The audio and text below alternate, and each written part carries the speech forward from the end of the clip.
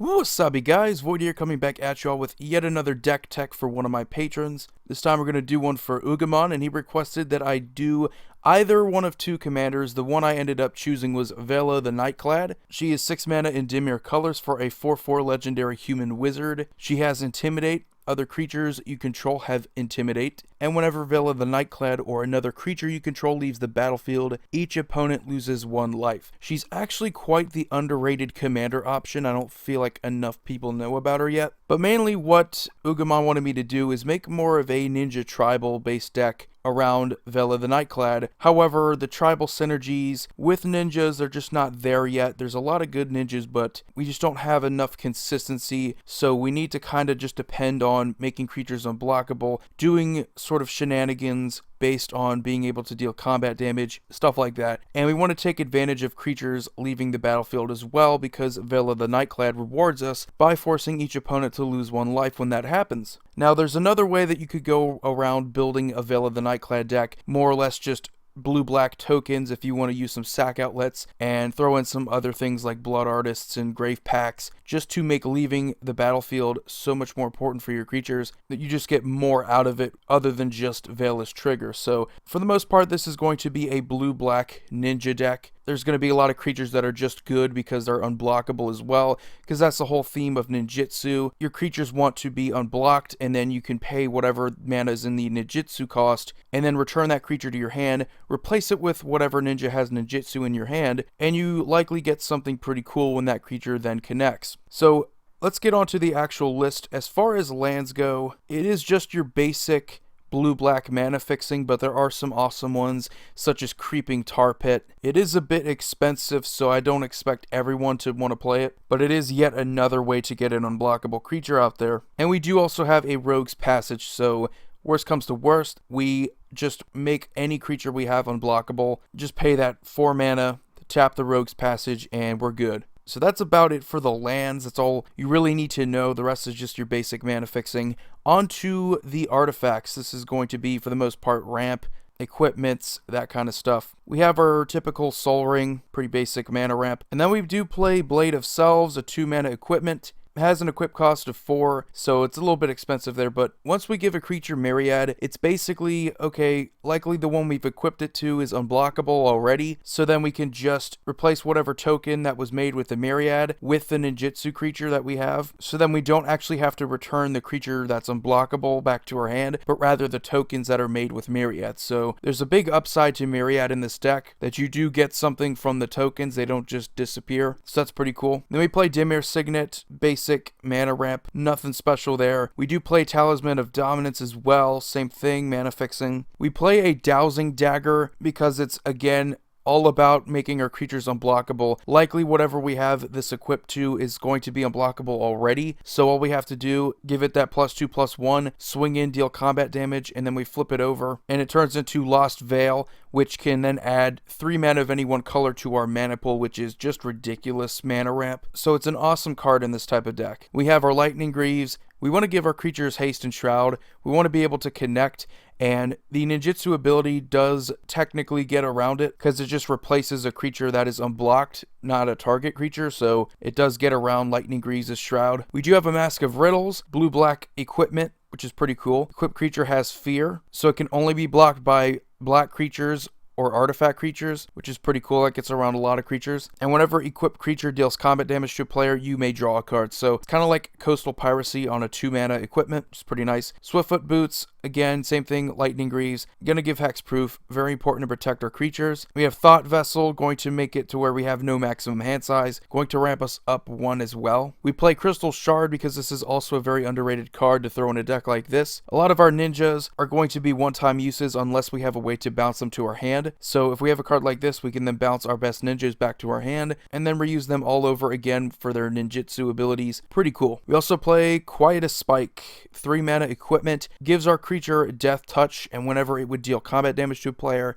that player loses half of his or her life rounded up, which is pretty devastating. Whisper Silk Cloak, going to make one creature unblockable and also give it Shroud, so perfect for this kind of deck. And then we have Bident of Thassa, pretty much coastal piracy on a legendary enchantment artifact, and has an activated ability of 2. You can tap it. Creatures your opponents control attack this turn if able. So that's a cool little trick. You can force opponents who don't necessarily want to attack, and force them into some uncomfortable situations. Now we move on to our creatures. We have a bunch of them. We have Baleful Strix, 1/1 flying death touch for 2 manas. Pretty good. Not a lot of people are going to want to block that. When it enters the battlefield, we also get to draw a card. So there's a pretty good incentive to return this to your hand so that you can then play it again. You get another card draw. Cavern Harpy is awesome in this deck. Comes into play, we can then return a ninja to our hand, then replay that ninja. Pretty cool. Also, you can pay 1 life, return Cavern Harpy to its owner's hand, so it dodges removal brilliantly. We play Dimir Infiltrator, another 2-drop.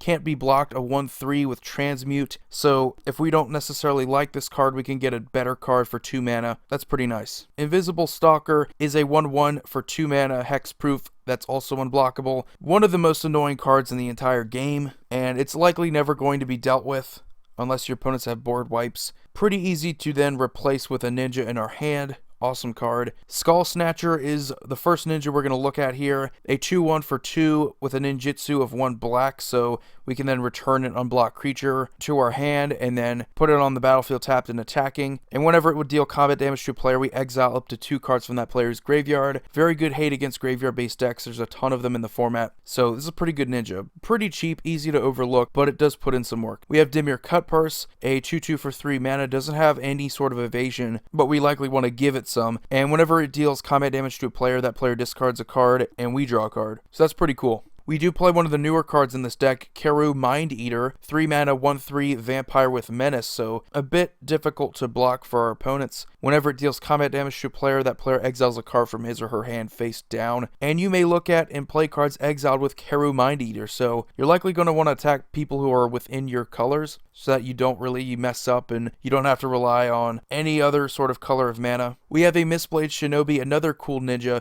1/1 for 3 mana, 1 blue on the ninjutsu, and whenever it deals combat damage to a player, you may return target creature that player controls to its owner's hand. It's bounce removal, basically your typical unsummon effect, but those are also pretty underrated. You can get rid of some of their other good blockers as well. Affect the game in a political sense. I think that's pretty cool. Then we have Shadow Mage Infiltrator, another creature that's difficult to block, has fear, 1/3 for 3 mana. Whenever it does deal combat damage to a player, you get to draw a card, so it's again another coastal piracy effect where you're just going to be drawing a card for dealing combat damage with a creature. Very underrated as well in the format. We play Thada Adele, another good creature. Most of the time we're not going to want to return her to our hand, but does work well with other effects whenever we want to deal combat damage. But when she does, we then get to search our opponent's library that we dealt the combat damage to for something like a Soul Ring or just any good artifact, and we then get to exile it. We don't have to play it, but at the very least, we want to get rid of their best artifact, so that's pretty cool. We play Thassa, God of the Sea. If we have a creature that is going to be blocked, we can then make that creature unblockable, swing in, so that's pretty cool. But we also get a pretty cool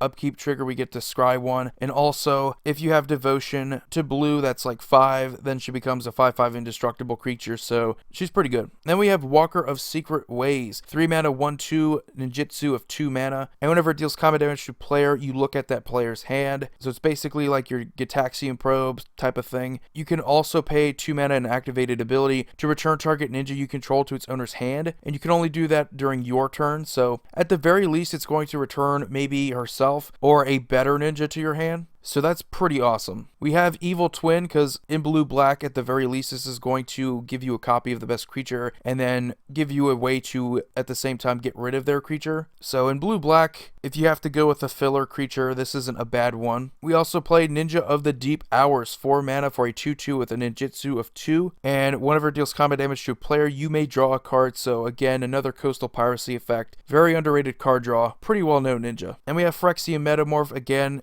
good filler card, gonna copy a creature or an artifact that you want to. Pretty good staple in Commander. Then we have Sakashima's Student, 4 mana for a 0/0, but it is a clone. and you can have it enter the battlefield as a copy of any creature on the battlefield, except it's also a ninja in addition to its other creature type. So there's some fun interactions with Sakashima Student. You can then just copy an Eldrazi or something with Annihilator, anything that's massive, and it's just a very fun ninja. One of the better ninjas you can choose from. We play Solemn Simulacrum because it's good mana ramp, dies, gets us a card draw. Banshee of the Dreadquar, a 4/4 for 5 mana myriad creature, which isn't going to be that threatening, but whenever it deals combat damage to a player, that player discards a card. It's not that big of a deal, but again, more creatures that you're attacking your opponents with. If any of those creatures are unblocked, you can then ninjutsu something else out, so that's pretty cool. But again, it's all about dealing combat damage to players as well, so you have other things, other coastal piracy effects that are going to trigger just by dealing combat damage to players. So the more opponents you can attack, the better. We play Broodbirth Viper, another 5-drop 3/3 with Myriad. Whenever it deals combat damage to a player, you may draw a card, so it's basically the same exact thing, just in blue, and instead of forcing your opponents to discard cards on dealing combat damage, you get to draw a card. So again, coastal piracy effects are very good whenever you have unblocked creatures, so very good. I love these Myriad creatures. They're also very underrated. And then we have Higuri, the Still Wind, a 5 mana 3/4 legendary human ninja with a ninjutsu of 4 mana, and whenever Higuri, the Still Wind, deals combat damage to a player, you may search your library for a ninja card, reveal it, and put it into your hand, and then shuffle your library. So it's basically a ninja tutor, get your better ninjas from your deck, and he's just awesome because he has an activated ability of 2. Target ninja creature can't be blocked this turn, so you have a lot of ways to make your better creatures unblockable. Overall, this would make a good ninja commander if we had more blue ninjas, not just black ninjas or blue-black ninjas. So in the future, if we were to ever get a blue-black legendary ninja, that would be awesome, because Vela is technically not a ninja. We play Muldrifter, because if we want to give Blade of Selves to a Muldrifter and then draw a bunch of cards, that's always awesome. But at the same time, we can always just bounce it back to our hand, replay it, draw 2 cards. Pretty good card. At the very worst, we can just evoke it to get the 2 cards, and basically a divination at that point, but still pretty good. And it does technically count as a creature leaving the battlefield for Vela if you do choose to evoke it. And we have Okiba Gang Shinobi, 5 mana 3/2 with a ninjutsu of 4 mana. Whenever it deals combat damage to a player, that player discards 2 cards, so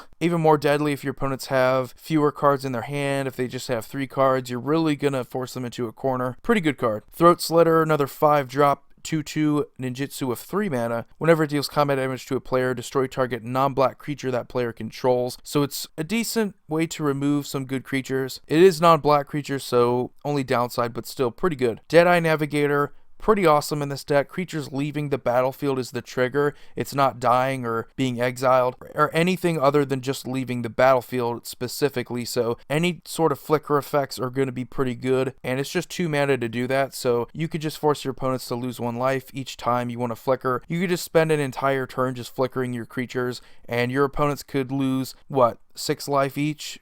Maybe more than that. Pretty easy to do that. Then we have Deep Fathom Skulker, a 6-drop 4/4 with Devoid, so it's colorless. Whenever a creature you control deals combat damage to a player, you may draw a card. Yet again, another coastal piracy effect. Activated ability of 4 mana. Target creature can't be blocked this turn. So just an awesome creature, also very underrated. They have Ink Eyes, Servant of Oni, 6-drop 5/4 Rat Ninja, ninjutsu of 5 mana. Whenever it deals combat damage to a player, you may put a target creature card from that player's graveyard onto the battlefield under your control, and has an activated ability of 2 and regenerate. So another powerful ninja. Again, if we had more support, if we had more muscle like this, we could definitely dominate in a multiplayer game. But so far, Ink Eyes is one of our better ninjas. If we can take control of maybe the best creature from the graveyard player's deck, it's in their graveyard, maybe they mill themselves out, and they have a ton of awesome creatures to choose from, we could definitely take advantage of Ink Eyes. Pretty good. We play Sire of Stagnation in 6 mana. This is sort of like a Consecrated Sphinx. Pretty cool though. 5/7. Whenever a land enters the battlefield under an opponent's control, that player exiles the top 2 cards of his or her library, and you draw 2 cards. So a pretty cool budget option compared to Consecrated Sphinx, and it does offer you that 7 toughness, so pretty big body. We play Rexiel the Risen Deep. This was the other commander option that Ugamon wanted me to think about, gave me the option of 2. I ended up choosing Vela because I was like, hey,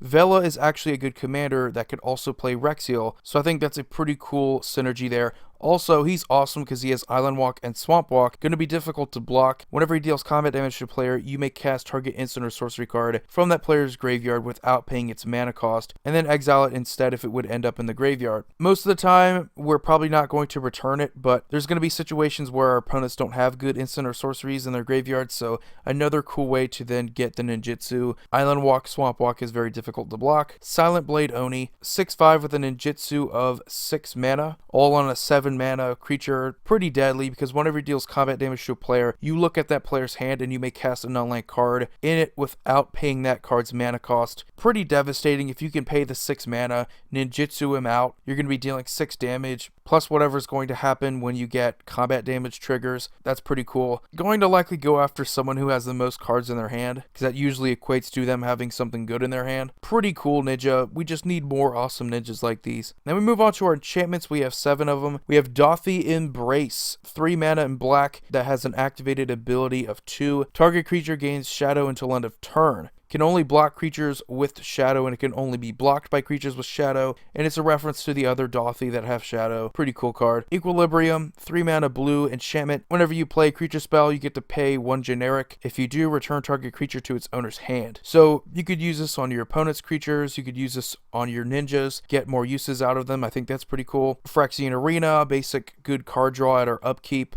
We're losing a life to do it, but it's pretty good. Rhystic Study, same thing. Awesome card draw in blue, even better, because you can just get a ton of card draw in a turn's cycle. We can get a whole bunch of card draw. Awesome card in blue. Have to keep tabs on it though. We do play Coastal Piracy, finally the card I was referencing the whole time. 4 mana blue enchantment, same exact thing as I said before. Creatures dealing combat damage allow us to draw a card. Pretty awesome. Leyline of Anticipation is funny in this deck. It's all about ninjas. It's all about doing something that's unexpected.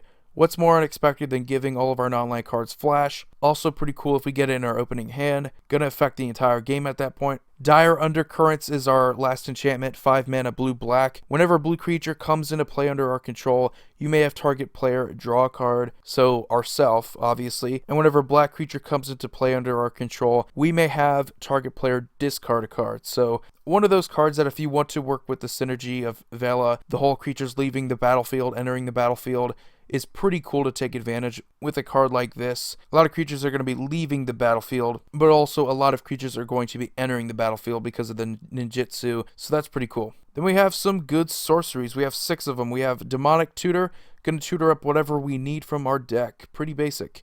Damnation, good board wipe in black. Rite of Replication is hilarious with myriad creatures. I believe we just have 2, but it's a fun little synergy because then you can just go off on your opponents, trigger all your Coastal Piracy effects, stuff like that. Just a funny card to play with and very underrated. I don't think enough people play it in their blue decks. I mean, it just opens the game wide open for you.